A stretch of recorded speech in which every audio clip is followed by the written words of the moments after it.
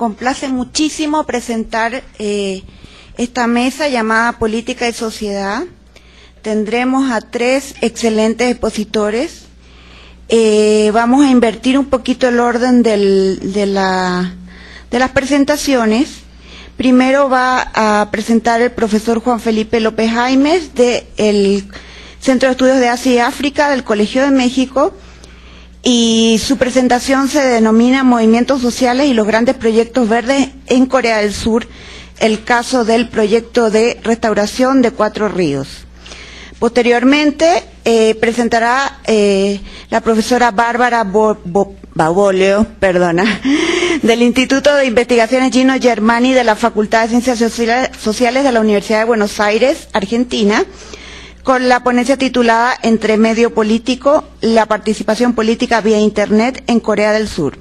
Y finalmente el profesor Gilmar Maciero, de la Universidad de Sao Paulo, Brasil, nos hará una presentación sobre las Asian Companies en Brasil. Con ustedes dejo al profesor Juan Felipe López Jaimes. El tema, como ya lo mencionó, tiene que ver con movimientos sociales y grandes proyectos verdes en Corea del Sur, y del título original que había enviado, yo agregué 2 cosas muy importantes que es lo que guía la exposición. Una es marcos en competencia para el proyecto de restauración de los 4 ríos y las realidades democráticas. Y les voy a empezar por contar la historia.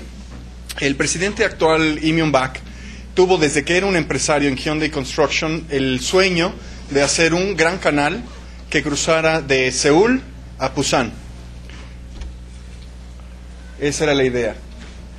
La línea de en medio es el gran canal que quería hacer. Claro, para esto iba a aprovechar 2 de los 4 grandes ríos de Corea, pero en medio se cruzaba una montaña y tenía que hacer un túnel como de 20 kilómetros.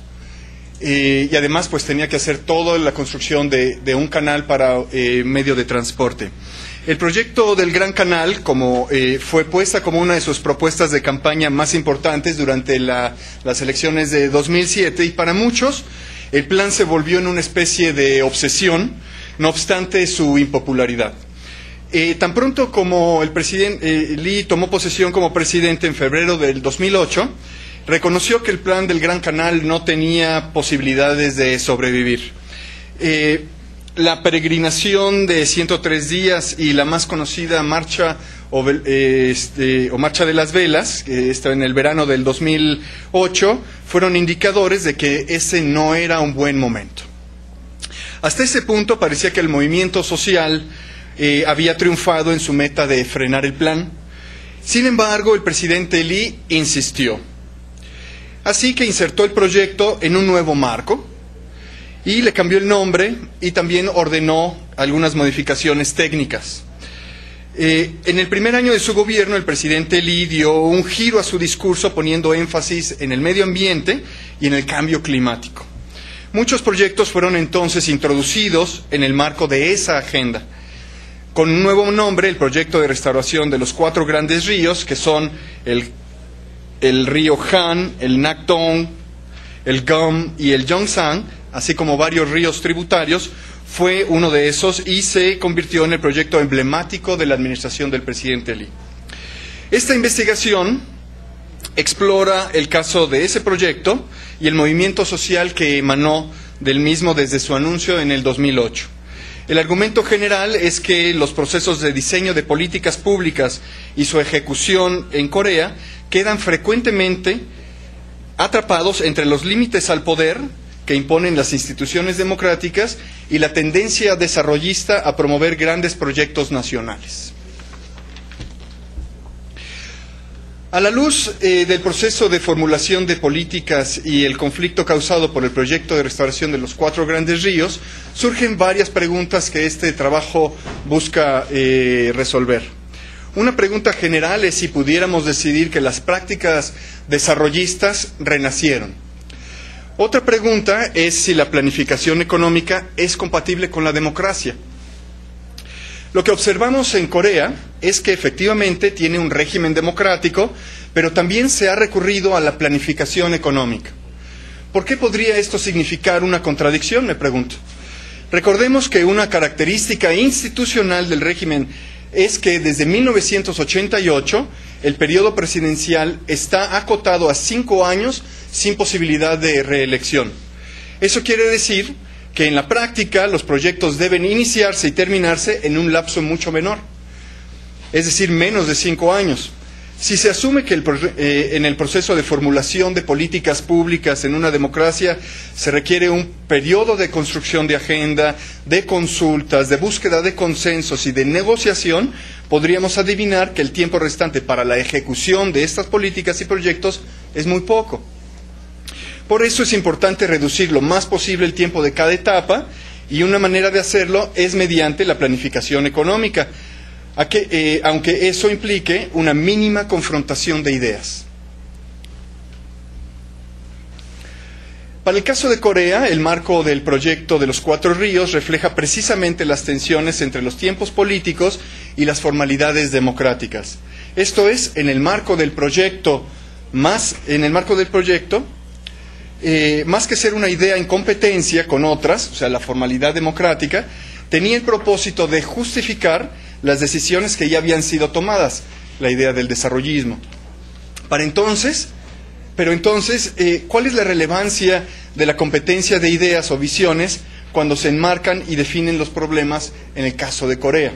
Yo tengo una hipótesis, y es que el movimiento social en oposición al proyecto de restauración de los cuatro grandes ríos surgió debido a las características del sistema político coreano y refleja el patrón de dependencia, o este concepto en inglés path dependency, del modelo desarrollista.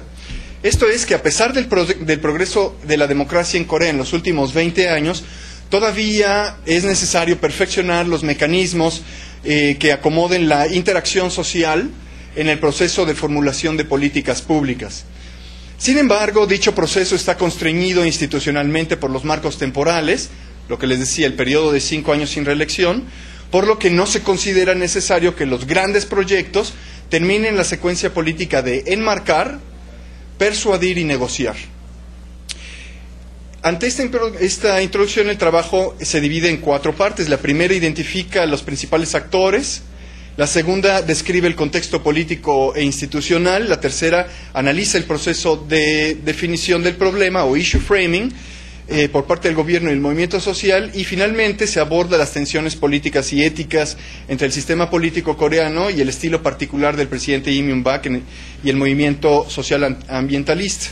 ¿Quiénes son los actores? Pues ya es casi obvio que es el gobierno, sus agencias, muchos de los ministerios, gobiernos provinciales, el Gran Partido Nacional, Hanadaran, y los grupos económicos domésticos, por supuesto, las compañías constructoras, algunos gobiernos extranjeros, Holanda, Alemania, organizaciones internacionales como la UNEP, y grupos civiles locales, académicos y científicos que tienen esa misma visión. La posición es que el proyecto es multipropósito, y tiene beneficios en el mediano y largo plazo, sobre todo con el tema de las sequías y las inundaciones, que son frecuentes dependiendo la época del año. Además que esto va a reactivar va a fomentar la reactivación económica y va a establecer mecanismos de administración y cuidado del agua. La oposición está formada por el Partido Democrático o el Minjudan, que es de vocación progresista, grupos y organizaciones medioambientalistas locales e internacionales, académicos, científicos, grupos religiosos, y aquí esto es lo que me parece interesante, que los católicos, budistas y protestantes se hayan unido en este caso, en otros también, pero en este caso en particular bastante unidos, grupos campesinos ribereños, activistas individuales tanto locales como extranjeros. Y la posición de ellos es definitivamente detener el proyecto, y según sus estudios, el proyecto atenta contra la naturaleza de manera irreversible y critica al gobierno por forzosamente ejecutar un proyecto costoso, ilegal, innecesario y sin consenso social. Ahora, para problematizar el caso, yo lo que quiero es destacar 3 asuntos. Uno es concebir a la democracia coreana como un régimen en transición. Esto es que las instituciones y prácticas democráticas aún están en conflicto con el estilo vertical, las instituciones prácticas están aún en conflicto con el estilo vertical del presidencialismo coreano. El segundo asunto es que las políticas medioambientales en sí mismas son difíciles de definir en un marco asequible para la población en general. Por ejemplo, elaborar un argumento que defina el medio ambiente como una prioridad nacional se enfrenta a la dificultad conceptual de definir el ambiente, el cambio climático y otros asuntos como condiciones o como problemas. Por ejemplo, la evidencia para ilustrar los efectos del cambio climático todavía no es muy clara para toda la sociedad, y la relación entre calentamiento global, el fenómeno meteorológico y los desastres, todavía esta asociación no es automática en la gente. Tampoco es obvio para las personas que las acciones individuales puedan en realidad hacer alguna diferencia en el estado de las cosas, por lo que en todo caso el problema del medio ambiente es el problema de alguien más y no es el problema individual de esa persona. Entonces sus acciones, cualquier cosa que hagan no va a hacer una diferencia, y esto es muy difícil entonces para poder promover acción colectiva a favor o en contra. Y también es difícil establecer qué proyectos son seleccionados y cuáles son discriminados. El tercer asunto que sirve para problematizar este tema es la naturaleza de los movimientos sociales en sí misma. Los problemas prácticos, por ejemplo, para realizar movilizaciones efectivas. Un movimiento tan grande como contenía actores de muy diversa naturaleza, y metas, por supuesto. La coordinación entonces se hacía difícil, la precisión del tema, el medio ambiente, pues también era complicado. En conjunto, estos tres asuntos conforman una base analítica en la que se sugiere estudiar este caso. Por un lado, tenemos los apuros del régimen, que desea mantener la tradición de controlar la economía y los proyectos de desarrollo, pero que debe confrontar la fuerza creciente de la sociedad civil que busca mayor injerencia en la formulación de políticas públicas.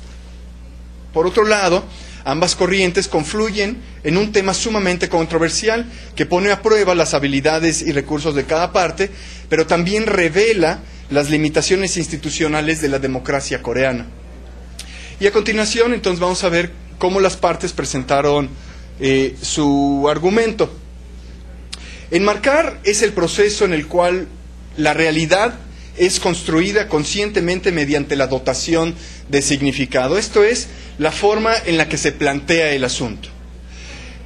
Tal proceso normalmente implica transformar una situación común, cotidiana, en un problema, y además en un problema que tiene que ser resuelto. Entonces, cuando el problema es puesto en un marco de manera convincente, puede atraer la atención de los hacedores de políticas y los agentes que sustentan el poder, haciendo que el asunto o tema sea introducido en la agenda de políticas. La solución, entonces, debe tomar una forma de política o cualquier otro tipo de programa o plan que requiera acciones concretas. El proceso de enmarcar una política incluye varias etapas. Yo digo las más obvias. Una, pues, es identificar y señalar el problema, encontrar una causalidad al problema, ilustrar sus efectos, proponer soluciones factibles, y el más importante, o uno muy importante también que nos importa ahora, es minimizar los marcos contrarios o los marcos en competencia, las definiciones y descripciones del problema. El cambio climático y el calentamiento global son ese tipo de temas que han sido exitosamente definidos y construidos como problemas que requieren atención y demandan solución. Por ejemplo, en la actualidad, la noción del cambio climático es ampliamente reconocida como causada por el hombre, la cual ha provocado el calentamiento global. Casi todo el mundo lo cree o compra esta idea, y aunque hay debate, bueno, esto es como que la idea general, o es la idea dominante. Los promotores de políticas y hábitos medioambientalmente amigables con frecuencia tratan de asociar el calentamiento global